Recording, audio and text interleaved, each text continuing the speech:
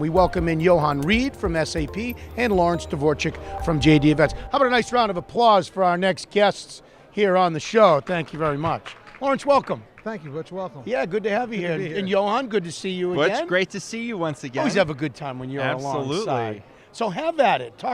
Let's get some really good nuggets out of Lawrence. This could be trouble today. Well, you know, so I hate to call you an old timer at this, but you've been doing this for 18 years? 18 something years like now. that? Yeah. Back then, I think people were still carrying mobile phones that looked like car batteries. So talk to me about what was customer engagement world like back then? It was like the wedding singer with the big the bag phones and everything like that, the first ones out there. When we first started, the whole focus was really on, again, it was on engagement and understanding what tasks people were trying to use technology for. What we found is at the time, the technology of choice and the hot new technology was the self-service kiosk. So we spent a lot of time training the financial folks, the IT folks, the operations folks on the value of using technology to further their initiatives and further their engagement efforts. A lot of it was in venue or in store. The outdoor kiosks weren't as popular then or weren't even really created. The technology hadn't been focused on. But it was really about, once you're in store, how do you get people to use the technology to accomplish a goal?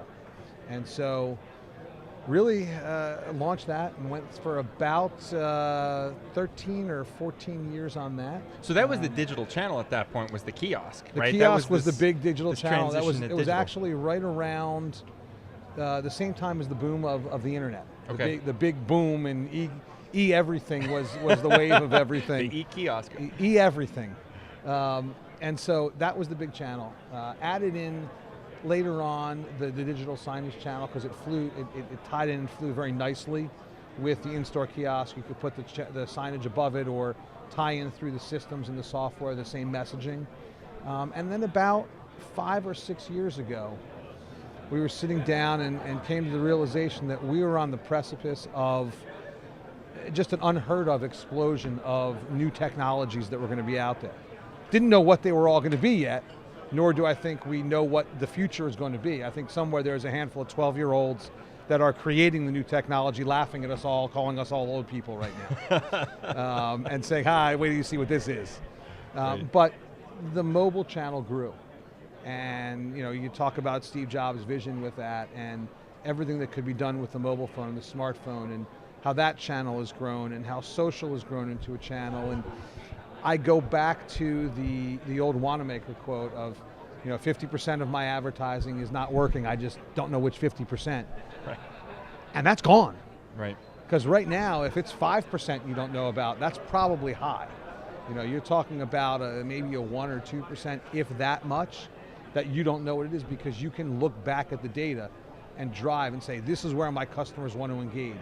This is the experience they like. This is how they like to buy, the channel they like to buy, the way they like to buy, when they like to buy. And it's on us and other organizations who are marketing to their customers to really realize that you have to cater to them. It's no longer about us as marketers, it's about the customer saying, here's how I want to buy. Can you deliver your product to me the way I'm going to buy it? Because if you can't, the other company will. So we're doing this show live from your event, from Customer Engagement World. Let's go back to 4 or 5 years ago.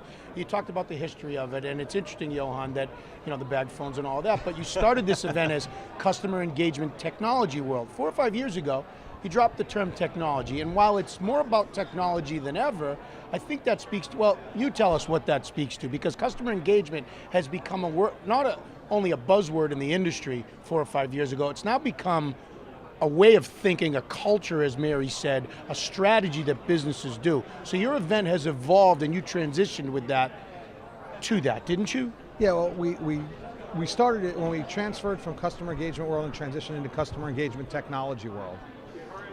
I got all those crazy looks. What are you talking about? What do you mean customer engagement? What does customer engagement mean? And you pause for 5 seconds and wait, and all of a sudden everybody says, oh, I get it. But at the time, the realization of the technology piece wasn't as prevalent. The reason we dropped technology in the last year or so is because it's almost understood that you're going to have to use technology for all of this. It's part of our daily lives. It's no longer oh my God, I'm afraid of technology. We embrace it. I mean, look what we're doing here. Everything we're doing. So has your audience changed though? I mean, by taking technology Great out, question. you touched on earlier the fact that there were financial people and technologists who were your core audience at that point, especially with kiosks, right? Now, has the audience changed? Are you dealing with salespeople, marketers? Yes and yes. When we started, everything technology was controlled by the IT department. Marketers weren't thought of being able to understand what the technology did. Technologists weren't able to being thought of as, oh, you understand the customer. But at the time, if it was technology focused, the technologists controlled the budget. So what we've seen is about 5 years ago, the proliferation of marketing and sales and strategy and creative taking over that initiative and leading the initiative for what technologies they're going to use to engage with the customers. Still tying in technology and IT and operations, but marketing and strategy taking the lead of saying, we want to use these solutions to do this. Okay, technology folks, tell us what we need to do. Make sure we understand what you're talking about and really see that, I don't want to say the word merger, or marriage of the CIO, the CMO marriage, really those groups coming together to really create a robust customer experience. You need both. To your point of the reason we dropped the word technology, again, it just became, in my opinion, understood. But well, it sort of speaks to everything we talk about in this show. And it's a great question by you about how the audience changed, because everybody's involved in customer engagement now. I mean, there's no longer saying, oh, I don't have to care about that, right? Yeah, absolutely. And what I think is fascinating, I mean, we talk about the shift 5 years ago, that's sort of the social media explosion, everything's become digital. It's almost, talking about channels, right? Omnichannel is almost understood. It's expected that we're going to engage customers across all of the channels. And so I think it's really fascinating to see how, you started with kiosks as the first digital channel, and that has then morphed into what we have today with what we understand as digital to be online, on mobile devices everywhere, and to now see how IT, which was sort of the implementer of these digital kiosks, now has to really partner with marketing and sales and customer service, because the business people have become more technically savvy. IT has had to become more business savvy, and they're working together to put these solutions together, and the customer's driving all that, right? They're the ones who have the smartphone with Twitter going, well, that's how I want to talk to you. Right. Well, and even in addition to that, you talk about the fact that the technologists today have to understand a lot more channels and have to integrate a lot more channels and make sure the message is able to be spread cross-channel.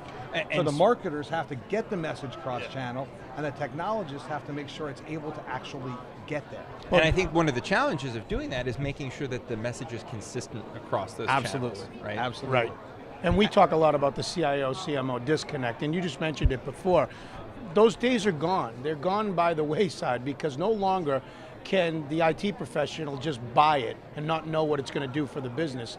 And no longer can the marketer just, not appreciate what the IT guy needs to know about it. They can't be in silos anymore. We talk about that a lot. They have to work together. Right. Because the true omnichannel organizations are able to take that, and in many cases, you'll have a marketing-led team with a dedicated IT person who is there to understand, here's the marketing challenge we've got, and here's the IT portion of it. So they're bringing the technology agenda to the marketers and teaching them and making them understand, if you don't get this, we can't go any further.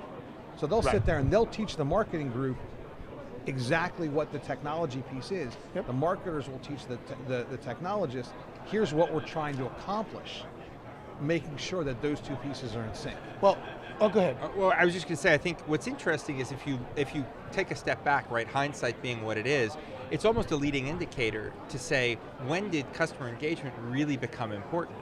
Because, like you said, you ran the show for a long time, and it was really about this in-store physical experience with a kiosk. And then about 5 years ago, it seems like there was that magic tipping point where all of a sudden the whole thing blew up. It was always about customer engagement, But the tool, the two tools that were there were the self-service kiosk and the internet. Right. And the internet wasn't what it is today. It was still a lot of, I'm not putting my credit card up there. Right. But someone's going to steal my stuff. But the impression I'm getting though is that the customer about 5 years ago drove this change to like, hey, I've got all these channels available to me now. You need to be more responsive to Absolutely. my needs.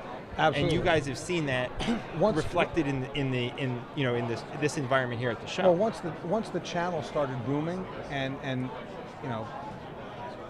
luckily for us, we were at the forefront of that and said, hey, wait a minute. Yeah. We're about to see that. Now, Gartner did come out with a study around the same time, and they said that by 2017, the CMO would control more technology budget than the CIO. I happen to... That's a fascinating point. As soon as I It really saw is that, when I you happened to think about believe it immediately, because that's what's going to drive it. Understanding the customer, and I like to think of it as, it's really psychology. Understanding your customer. What does your customer want? How do they want to be talked to? How do they want to get the message? You know, the basic, when you sign up for newsletters, do you want it HTML or text? That's the basic. But again, that's going back to your customer. How does your customer want to get it? Delivering the message in the way they want to get it, the format they want to get it, when they want to get it. Do you want to get it daily, weekly, at night, during the morning? And what channel? I want to buy all my stuff by my tablet. Right. I want to buy it in store. I want to buy it on my tablet and go pick it up in store. There's so many different ways to play that. Let's finish with a couple quick thoughts from both of you guys. We're here at Customer Engagement World, your event. SAP has a huge presence. We're open. We got the booth in here for all of it. What conversations, finish with this point for both of you guys, what conversations have you guys had since you've been here? You have the conversations year round. You do too, but not at this event.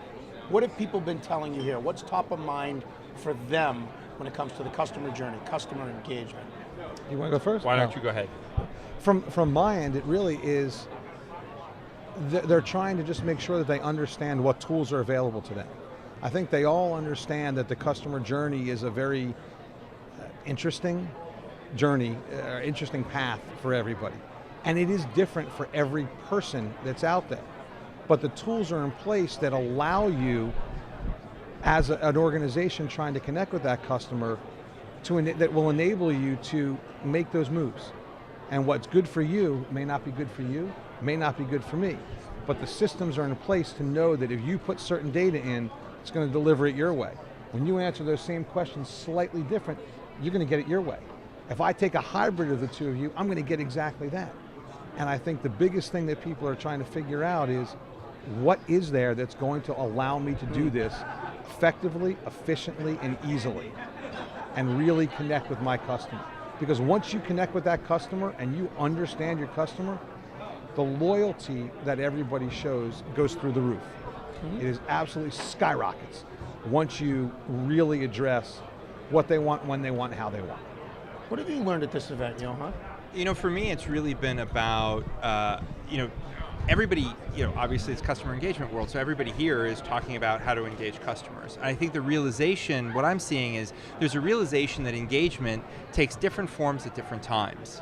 And depending on where the customer is, we can't force engagement on them, right? It's about being ready to engage with them in the way that they need at the time that they need. And I think that's one of the big challenges that companies are trying to face right now. They're looking at this going, how do we solve this problem? Because it requires understanding the customer deeply and understanding, being able to identify where they are in that journey. Are they at the very beginning? Are they coming to your site to inform themselves a little bit about what you offer? Or are they further down really doing a serious evaluation? How do you personalize for that? And I think that's where, to your point, Lawrence, people are looking for technology, but they're also trying to figure out, how do they structure their organizations? How do they respond? What sort of strategies do they need to implement? And that's kind of, for me, it's been these discussions about both not only the technology, but also how do you put a strategy together to engage along that journey? Sure.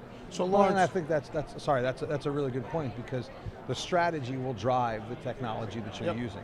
And if you jump the gun and say, hey, I'm going with this piece of technology before you understand what you want to do, chances are you've wasted a lot of money. But you understand the strategy, you lay it out, and you'll start to see the pieces that are available to you that make that journey possible. And I think, the CMO-CIO disconnect that we've touched on and we've talked about before, I think that's where this comes together, right? Yep. Because on one side you have the CMO who's always thought about things in terms of strategy, the CIO who's always thought about things in terms of technology.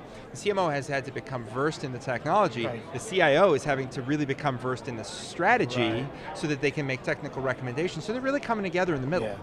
So on behalf of SAP and the Pulse Network, congratulations on your success with this event. It's been fun being here.